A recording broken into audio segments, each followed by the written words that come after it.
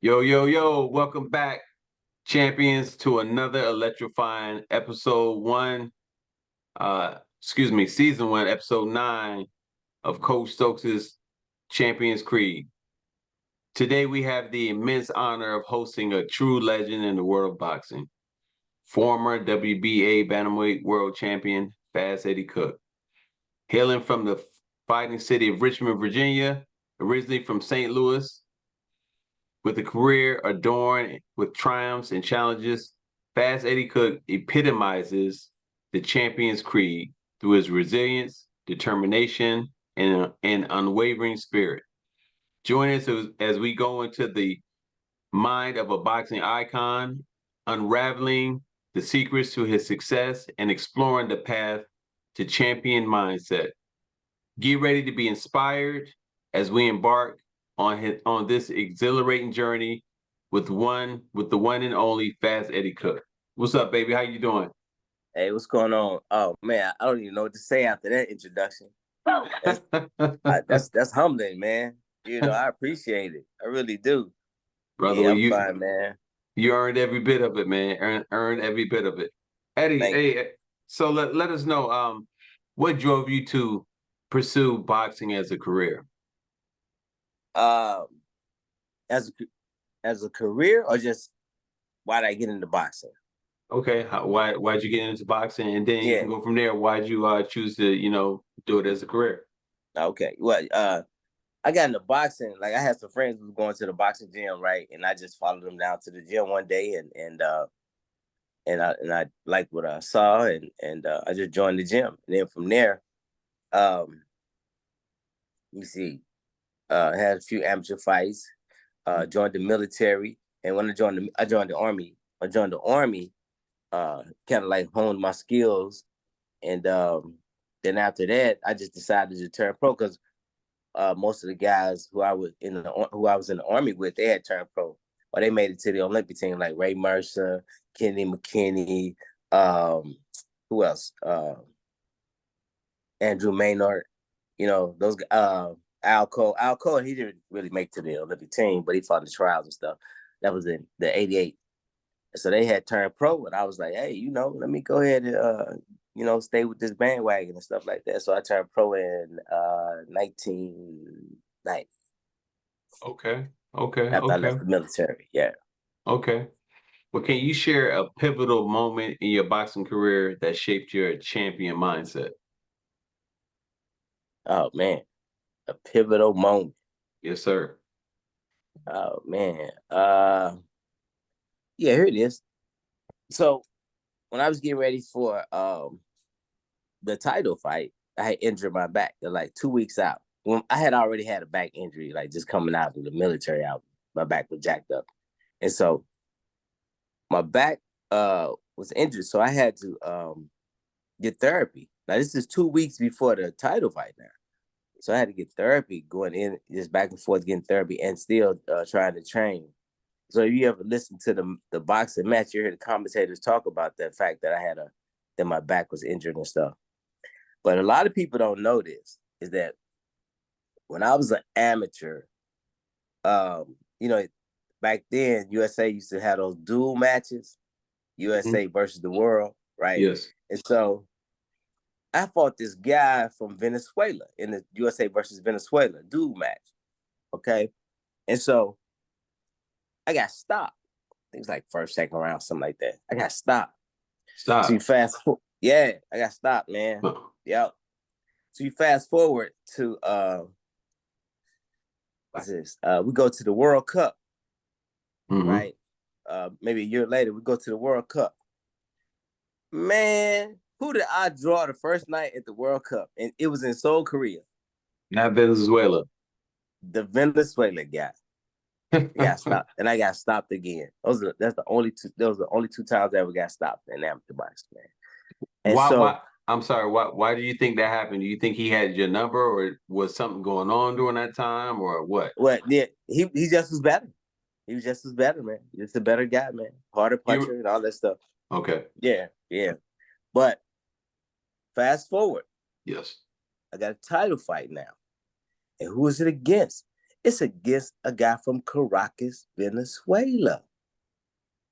So he comes to Vegas.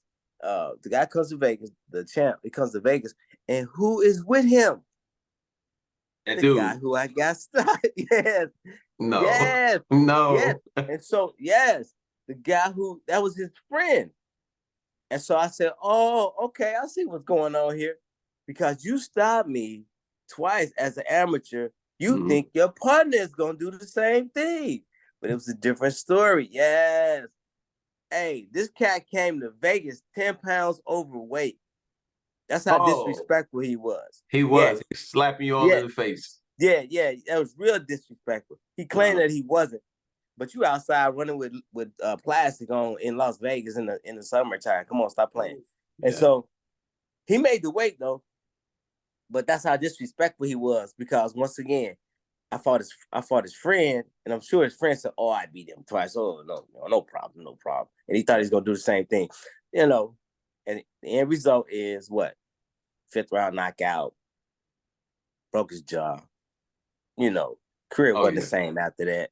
Yeah. You know what I'm saying? So yeah, this is a different story now, baby. We talking about the professionals. We ain't talking about the amateurs. Yeah, his friend got me twice in the amateurs. That's cool. But I bet he couldn't get me in the pros though. Right. Different set of rules, right? Yeah. Oh, absolutely. So yeah, that was one of the pivotal moments right there, man. Injured back, and still fought through all of that. Wow. How do you approach mental preparation before stepping in the ring? How do I approach it mentally? Yes. Music. I listen to music, man. Music gets me focused. You know, and of course a lot of prayer and meditation. You know. Yes, definitely. Being with that man upstairs, then meditating, which is something that we definitely need to do more of, and I'm glad to see, a lot of Americans are starting to adopt that now when it comes to, or accepting it.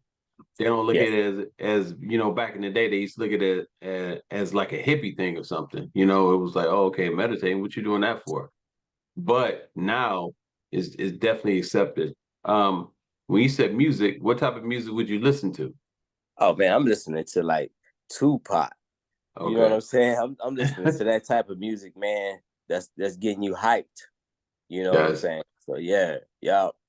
And it's getting ready. The fight music. How about I put it like that? Music that gets you ready to fight, because you get ready to go to war. Yeah. You know, you don't want to listen to Al Green, nothing like that. You know what I'm saying? Hey, but I know a couple cats that will listen to slow jams, and they go out there and knock cats out. I'd be like, oh, okay. To each his own, I guess. Yeah, to each his own.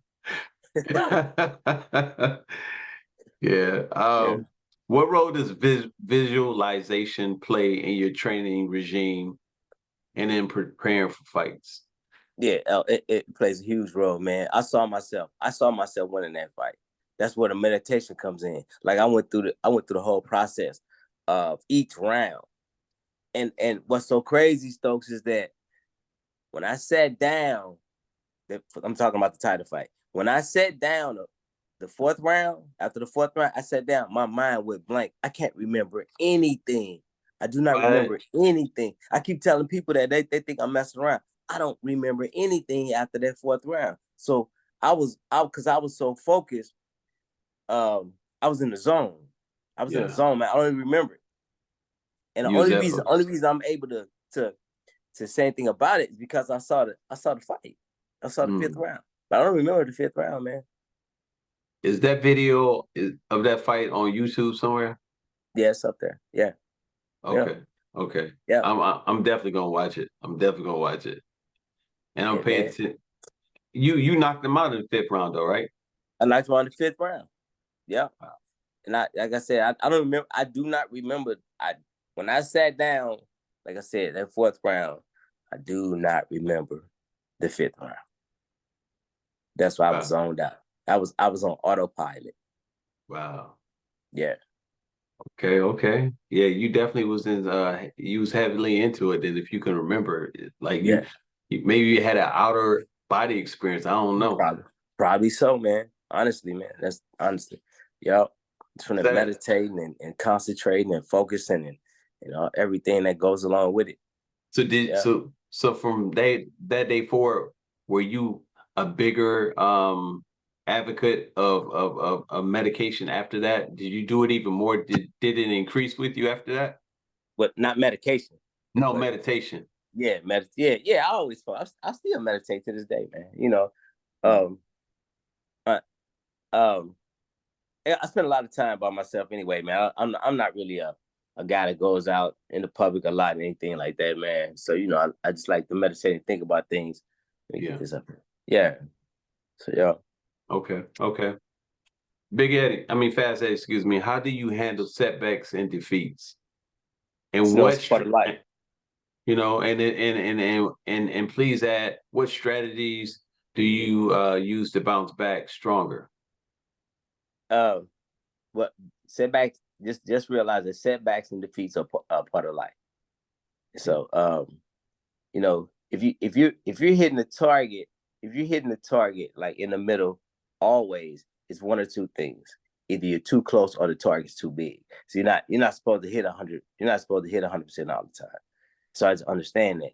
I know that I don't go into anything knowing that I might fail. I go into things where it could be a possibility that it doesn't work out, but it's not going to stop me though. Things can slow me down, but if I'm focused on getting something done, then it's not going to stop me. Because like I said, it can slow me down, but it's not going to stop me, man. But yeah, I just understand that that's a part of life. And then the older I get, the wiser I get as well, though, How do you adapt that way when you're younger? Because when you're young, time seems like it goes by so fast, or it's not enough time in the day. But when you're older, you be like, hold up, slow down. You want time to slow down. Right. So how would you adapt that as a young person, young individual? That's a good question, man, because you're dealing with somebody that was born in the 60s and stuff. And so we didn't have what's known as peer pressure. So, we had parent pressure. You understand what I'm saying? Like my peers, I was not influenced by my peers. I didn't care anything about my peers. And so that's probably what these younger people need to adapt. And don't worry about the peers, because they're gonna say something. They're always gonna say something, But just understand that, hold on, excuse me, that your parents, man, you gotta listen to your parents. That's the pressure right there. Yeah. Can you describe an approach to when it came to training camp before you had a world title fight? I was always, if anybody who knows me knows that I was always a hard worker, man. And I'm still a hard worker to this day. And so training camp was just another phase. You know what I'm saying? Like just another phase to get this thing done. So it wasn't really anything different. I guess the only difference was I got away from other people and stuff like that, to be more secluded and went to a more secluded area, things of that nature. But I was always hard working. It don't make a difference where I went. I was working hard. So you just made sure you wasn't around the wrong type of people. Right. That's right. Understood. And even if I was though, it didn't make a difference, honestly, man, because I was always focused. So it didn't even make a difference, man, really. Because I'm gonna do what I'm gonna do. You're not gonna influence me. I'm not gonna let you influence me, especially when I'm focused on something. And I'm like that to this day. I'm still like that to this day. That's the professionalism in you. Everybody don't have that. Everybody definitely don't have that. What lessons have you learned from your toughest opponents, and how have they influenced your training approach? Well, I did mention a guy that I lost to, that I got stopped by twice as amateur. Never give up, regardless of what happens. You know what I'm saying? So I still approach that, still train hard. Went back, evaluated the mistakes, try to build up on it, try to just improve from those mistakes, and just keep moving forward. Okay. So you got a lot of young fighters out there whom their ambition is to turn pro, of course. any advice that you would give any young boxers striving to develop their own championship mindset? Yeah, absolutely. You learn the game. You need to learn the game. The business. This is a business. If you turn pro, just remember that it is a business. You are the business. So learn the Yes. business. It's not forget all that. Yeah, I want to win. Everybody wants to win. We know you want to win, but you got to learn the business. It's about money, and that's it. The promoter. I'm not talking bad about any promoters, but I'm just saying the bottom line for the promoters is to put butts in seats. That's what he wants to do. And so if you learn that business, it's gonna help you out tremendously. It wasn't until after I won the USBA title, that was in '91. After I won that title, it wasn't until after that I really started to sit down and learn the business. So do I remember. You have any examples or an example? I went up. I went to Top Rank, right? And I asked the lady, I forgot her name. I said, "Hey, let me get that rule book." And she was like, "Oh, you want it now?" You know, it's basically she was saying like, "Why you wait to a year?" You know what I'm saying, to get the rule books and stuff like that. You know, but she gave me the rule book. There was a lot of stuff, man, that was going on. When I was boxing in Vegas, man, that I was like, hold on, something is just not right. You know how you just know some things aren't just right, man. And so that's when I just really sat down and really started learning the rules. And then that's when a lot of things changed for me. I can't really get into it right now because that probably would be another whole subject lesson on the next time we talk. But yeah, definitely learn the rules. Learn the rules. Learn the rules. Learn the rules. Definitely. You hear that, young fighters. So how do you feel like or is it important that boxers, how important is it for boxers to cultivate a strong system outside of the gym? And what type of system? When it comes to like unit, definitely, family, the people that they're around, those type of people that's gonna, reflect upon them. Let's see, I'm trying to understand the question. No, are you asking me just having a strong, just how important is it for them to have a strong support system? Oh, it's always important, man. Yeah, it's important. It's important. It's very important. You know, and some people may need it, some people may not. It all depends on how you feel and approach things. You know what I'm saying? Like, I mean, I had a strong system, support system, but I always believed in myself, though. You know what I'm saying? So I mean, if you roll with me, you roll with me. If you didn't, then you didn't. There's no hard feelings or anything like that. So I mean, like I said, some people need it, some people don't. I just didn't need it like that. You know, because I just had like just that intestinal fortitude, that wherewithal to go and get it. Yeah. You know, and I mean, if you was with me, you were with me. If you weren't, then that's fine. Ain't no big deal. We're not going. There's no sweat about it. It'll probably push you even harder. Oh, absolutely. Yeah, that was what is that? Motivation. Yeah, motivation, man. Yeah, and it depended on the person too. You know what I'm saying? But for the most part, I was always just a go-getter. You can, like I said earlier, man, you can ask anybody who knows me. I'm talking about who honestly knows me. And just know my work, how my work ethic was and everything, man. You know, and what I can really say, I know this is probably off the subject, but man, I never disrespected anybody, man, in the game. Never. Really? Man. Never, man. Yo. Wow. Yeah. I'm just a solid cat, man. I'm just the type of dude, man, that's like, I help you out if I can. Matter of fact, I had a partner, man. He came from Alaska. He called the Top Rank gym, and he said, "Hey, Cook, man, I'm up here in he wasn't in Alaska at the time. He's like, man, I'm here in Oregon, man. You know, doing this, that, and the other, man. I'm trying to, you know, get my boxing career together and stuff." I said, "Come on down, bro. You can stay with me."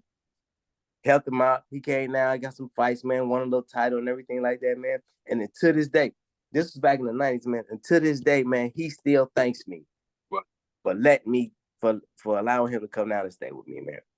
Big deal, man. For real. Yeah. I was What like, you man, I'm did, like, bro, you know? I said, bro, you don't have to do that, man. You know, I'm here to help you out. You know? Yeah. But you're a solid guy like that, though. You're a solid guy. You know, I got some stories, you know, that I can even say, man. But you're a real guy, for real, straight up. You like that. Yeah. You Appreciate and it, man. and you upfront about it. You know, you ain't trying to. You ain't got no side angle, no side hustles or Nah, nothing, man. So nah, nah, you know, nah. I don't have time for that, man. Yeah.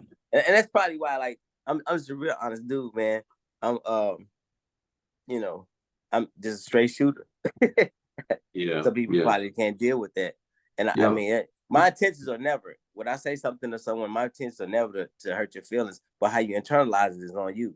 I have no control over how you internalize what I say. None right, whatsoever. Yeah. right, right. So yeah, But it hey, is what it yeah, is. it is what it is, and I It is what think it is, man. think a lot of them need to, like you say, get some intestinal fortitude and get their nuts off layaway. You Get know. do a gonad exercise or something like Hey, that. The anyway, gonad strong. for real. Anyway, hey, what you believe separates an elite champion from the rest of the field? A champion push passes where the average person stops. Okay. Can Yeah, you give an example? yeah. Yeah. Push past pain. Push past. See, don't work until you're tired. Work until you're finished. Some people work until they're tired. The champ works until he's finished. Mm, That makes sense. Yeah, I'm yeah. not finished. I don't care if I'm tired or not. I'm not finished, and it's a huge difference. Yeah, Right. Right. yeah. Yo, Okay. How do you balance the physical demands of training with the need of adequate rest and recovery? yeah. Well, you talking to a dude that used to just always train, man. So it took me a long time to really understand that you gotta rest. You gotta get rest. You gotta get rest. You gotta get rest.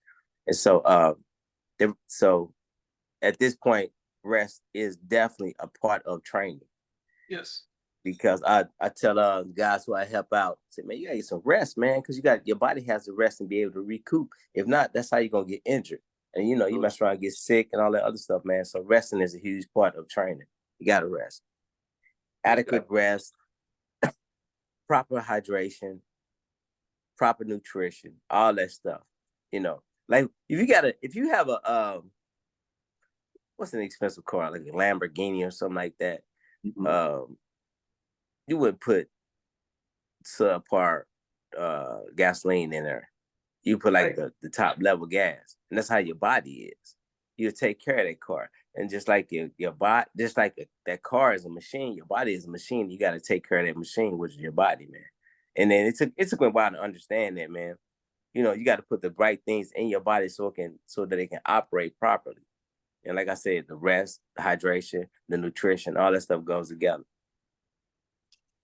Okay. Okay. So you definitely cannot be putting no like you said, the grade level gas that you probably get from like AM PM into a Maserati, because it ain't gonna go nowhere. It's gonna burn it out fast. Yeah, you gotta get that top level gas, man. If you want to perform at the highest level and stuff. Got you. Eddie, man, what roles does strategy and adaptability play in achieving success in the boxing ring? Strategy. You gotta have a huge amount of strategy. Listen, Yeah. when you get a chance to watch that title fight, I need you to go when you get to the fifth round. Okay. All right, you gonna notice that I hit him. I had slowed down, and I hit him. When I say slow down, I slowed down with the movement and started like, being a little bit more solid on my stance and stuff. But I hit him with a left hand. When I hit him with a left hand, his hand, which one was that? I think his left hand touched his groin. You got to pay attention to it though, because it was real fast. So he hit his groin. And what we did was when we studied, it was five of us studying his fight when he won the title. And we noticed that every time he would get hit or he with a nice shot, he would touch his groin. And my man, Mike, the body snatcher McCallum, he was in the room with us. And he said, oh, he got a tooth problem. It's like, Now what? damn, how you something's wrong with his tooth. Because every time he'd touch his groin, and Mike said something's wrong with his tooth. And so it was an indication that he was hurt every time he touched his groin. So you go back and you look at that fifth round, and I hit him with that left hand. And when he touched his groin, I immediately jumped on him because he was hurt. And that's when I knocked him out. I didn't give him a chance to recover anything. But it comes from like you sit. That's from sitting around guys who know this game. You know what I'm saying? Yeah. Top level coaches and things like that. I wouldn't have never saw it because it happened so fast. But because Mike McCallum, he brought that up, man, in the when we were sitting there looking at the fight. He brought that up and he said, this guy got a tooth problem. I said, wow. Wow. Yes. Yo, that's crazy because you would think tooth, he would probably go like this, or no, he don't want to do that, but wow. He hit his groin. Yep. Gosh, man. Yeah. Whatever was wrong with him. Whatever was wrong with him, when he hit his groin, that was a clear indication because I remember what Mike said, man. And that's why I jumped on him like immediately. And this guy's hurt. Yeah. So studying and analyzing your opponents are definitely important. When it came to you having a fight before then, how much film study did you do on your opponents? Would you watch a lot of film? Would you not watch? You didn't watch. I was like my man. One of my favorite fighters too, man. It's crazy. I can't think of his name, man. It'll come to me though. I was like one of the smaller guys here that I used to watch. He said that he wouldn't look at his opponents, but his brother Danny would. So yeah, I didn't really look at too many opponents, man, until I really got to a different level. And I was like, yeah, I need to start watching these guys. You know. Yeah. Yeah. Okay. What legacy do you hope to leave behind in the world of boxing? Oh man, that's a good question. I never really thought about the type of legacy I want to leave behind in boxing, but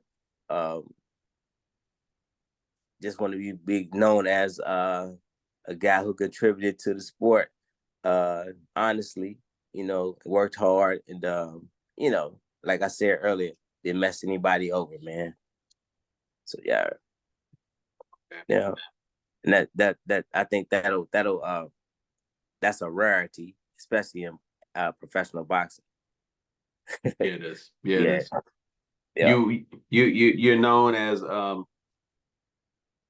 mega entrepreneur because you have a lot of different bags that you different things that you're doing. I would say this question was supposed to be how do you stay motivated and hungry for success throughout your career, but throughout your life instead of your career. How have you been staying hungry and motivated, man? Because you're doing so many different things, brother.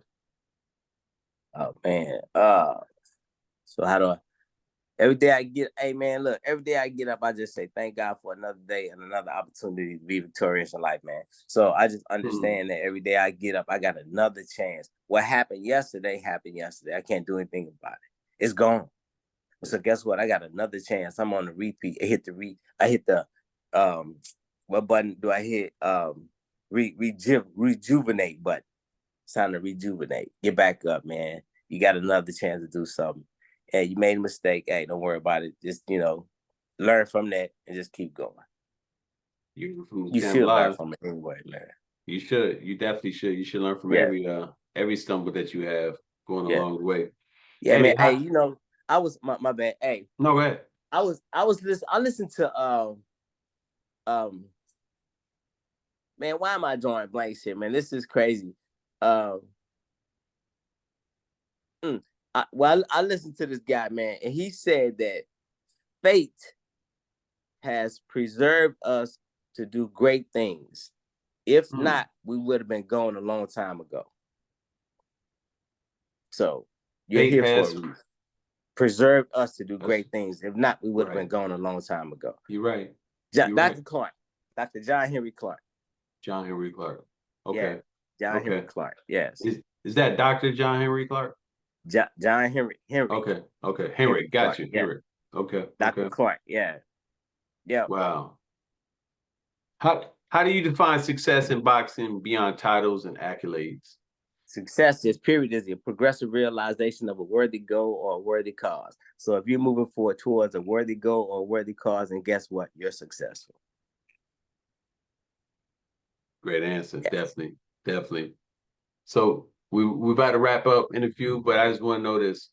Looking back on your career, what advice would you give to your younger self? To my younger self, don't go to Colombia. Stay out of there, huh? Hey, look, Colombia is a beautiful country. I'm telling you, it is beautiful. But defend your title in the U.S. Don't go to Colombia. Hey, you know, I gave that guy, man, he had 5 facial wounds.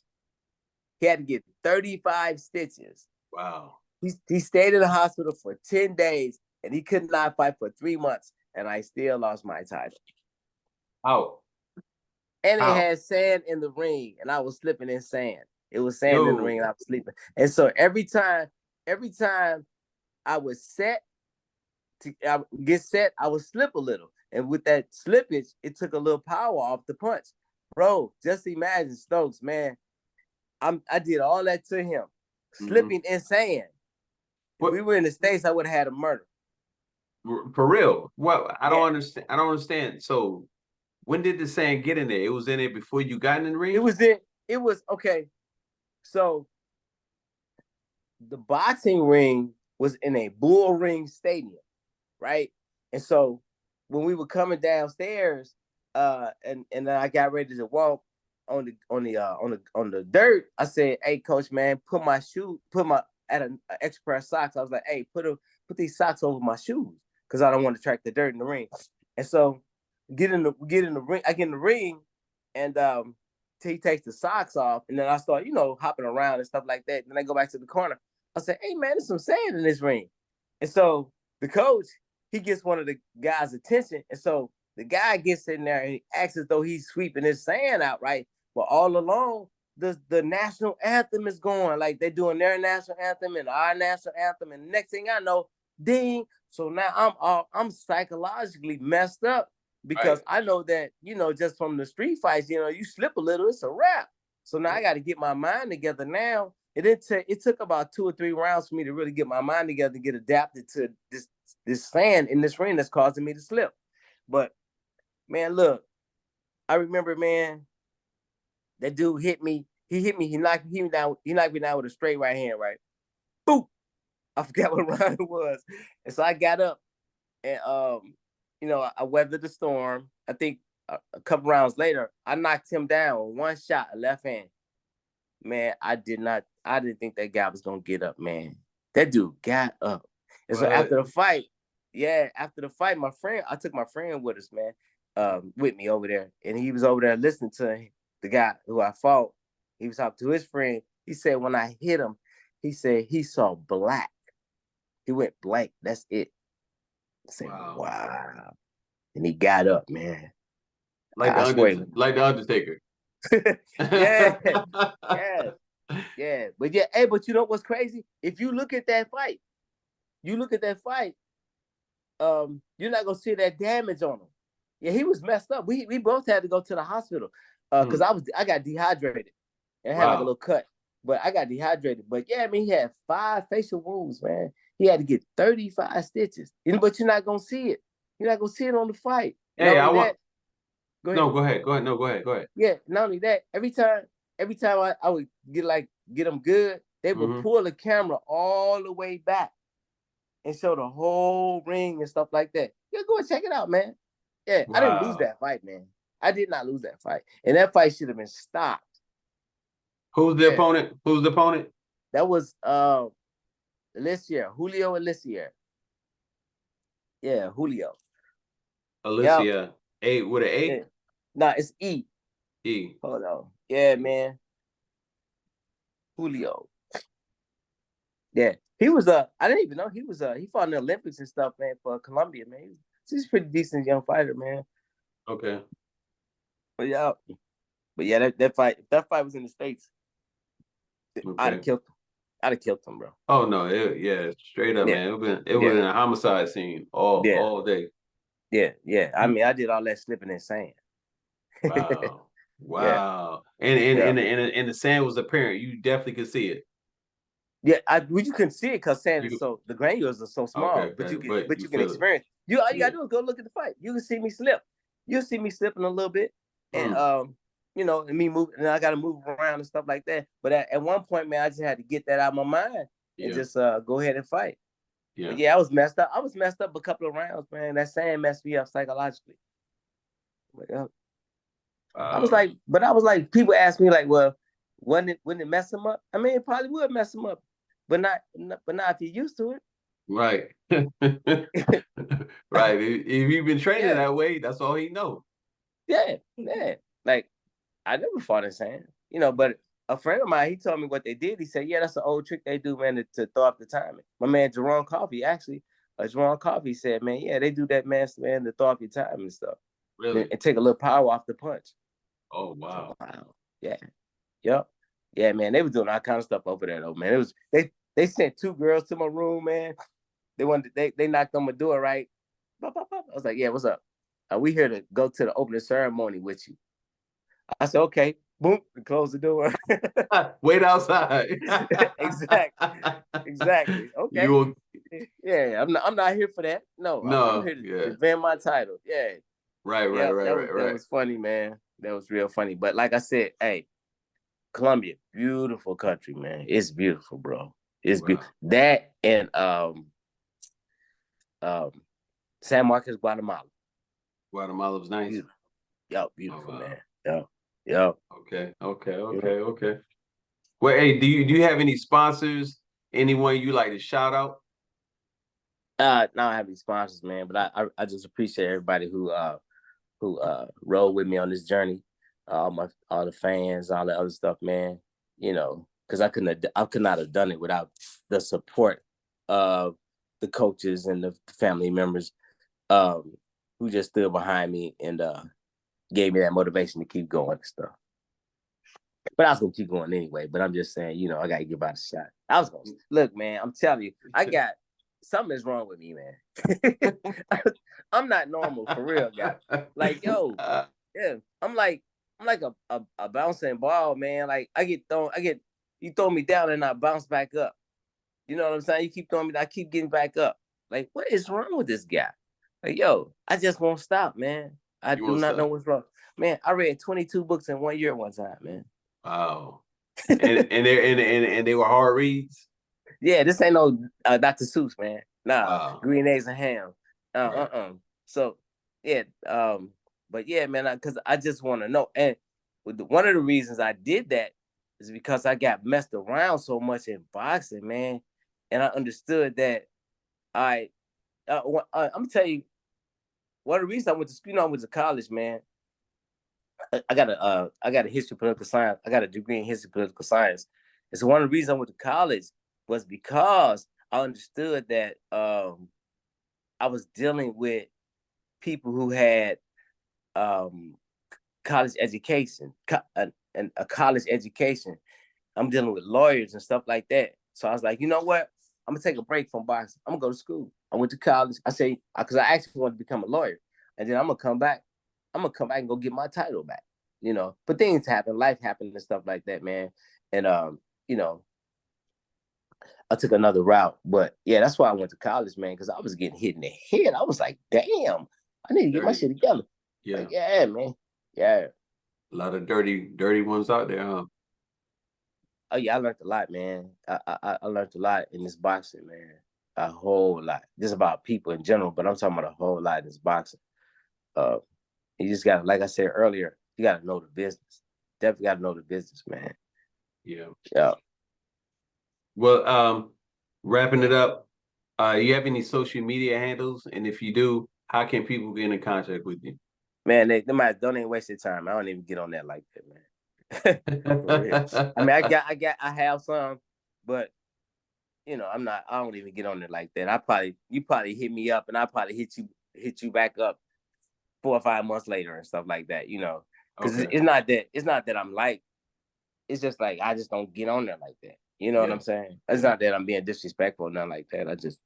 I just put it up there. I used to get on there a lot when I was a little younger, man, but I don't even have time for that.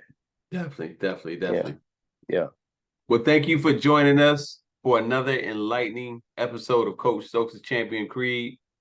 We extend our deepest gratitude to the esteemed Fast Eddie Cook for gracing us with his wisdom and insights in the world of boxing and championship mindset. Remember, champions are not defined by titles alone, but by the resilience, discipline, and unyielding spirit they embody. Stay tuned for more empowering discussions as we continue to explore the essence of greatness in the realm of sports. This is Coach Stokes signing off, urging you to embrace the creed of champions in every facet of your journey. Keep believing, keep fighting, and keep championing greatness. Always remember, though, what makes a champion? The foods you eat, the times you sleep, the friends you keep, the knowledge you seek, and the words you speak. My name is Coach Stokes, and I'm out. I love it.